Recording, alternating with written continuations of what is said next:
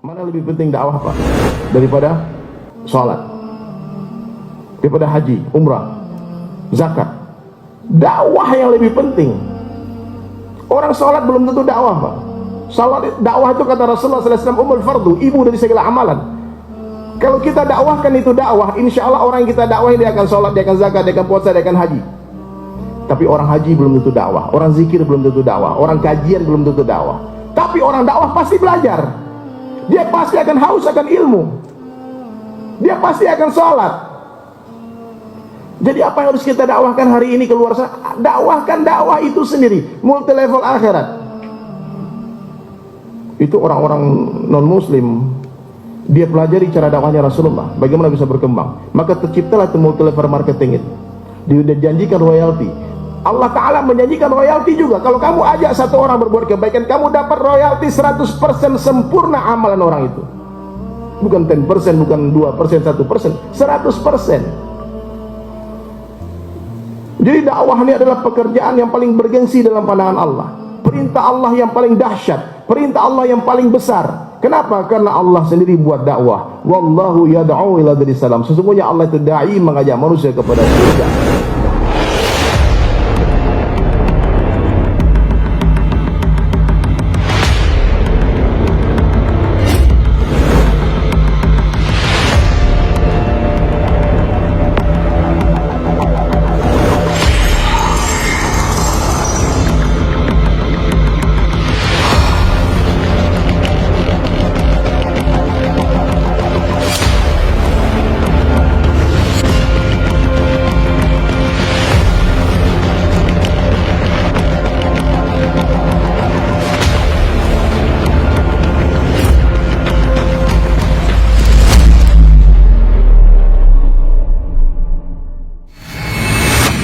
Kalau Nabi terdahulu sebelum dia buat kerja dakwah, sebelum Allah perintah berdakwah, Allah berikan kitab sempurna, Allah ajari dulu.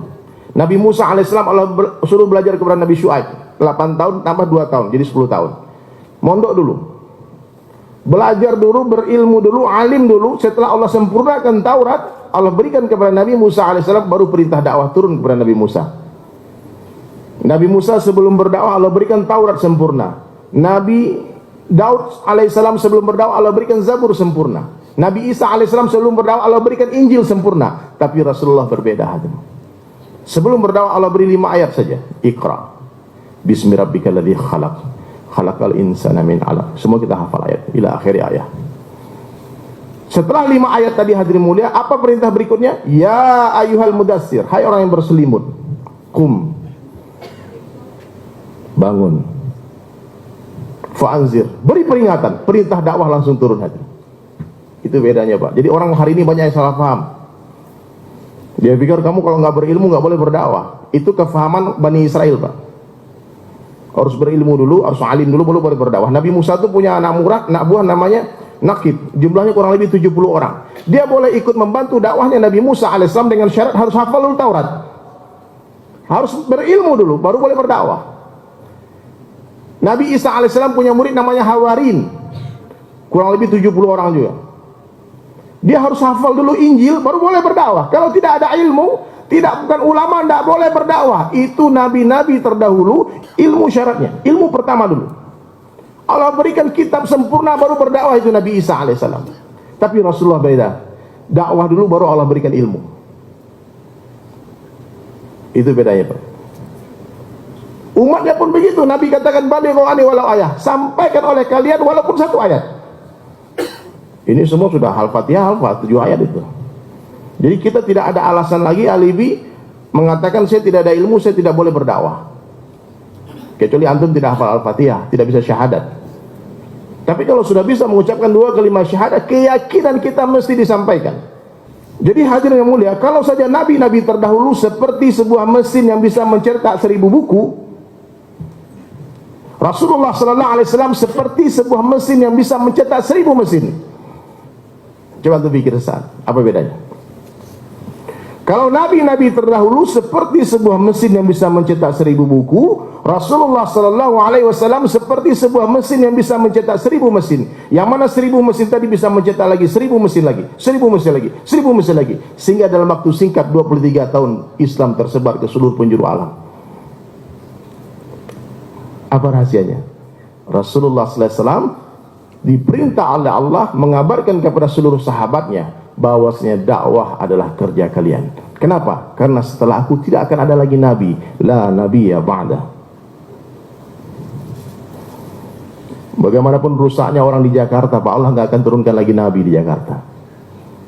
Pelacuran di mana-mana, korupsi di mana-mana, pembunuhan di mana-mana, begal di mana-mana, Allah tidak akan turunkan lagi nabi.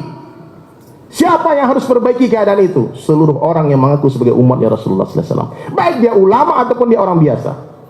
Baik dia ustaz ataupun dia orang biasa saja. Dia tidak tahu apa-apa. Baik dia pedagang, petani, presiden, gubernur, bupati, semua mesti buat usaha dakwah. Semuanya mesti bekerja sama dalam dakwah. Tidak bisa orang berilmu saja yang berdakwah. Pergi perang itu tidak bisa jenderal semua, Pak.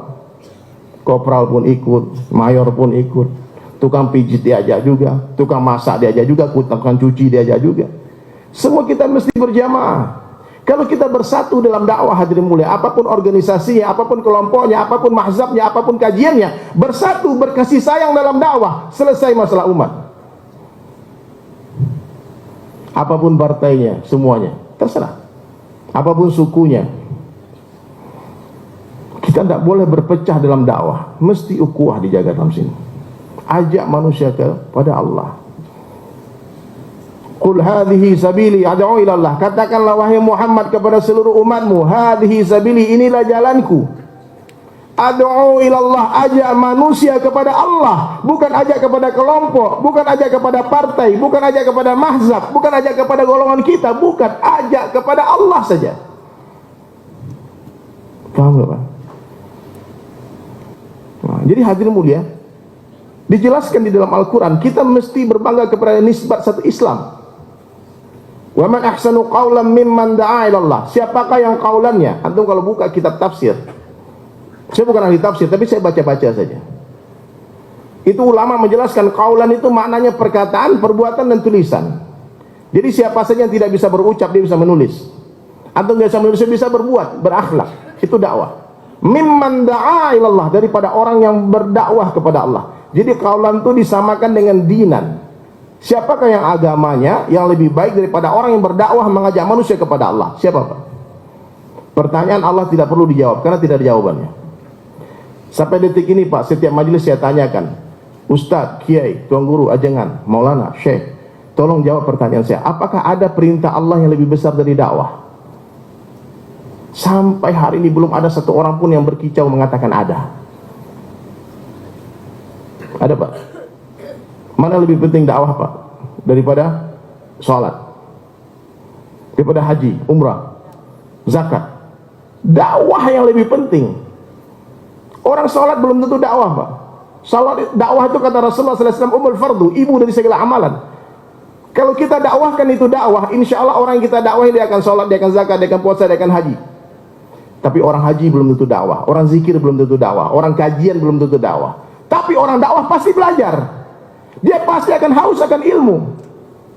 Dia pasti akan sholat.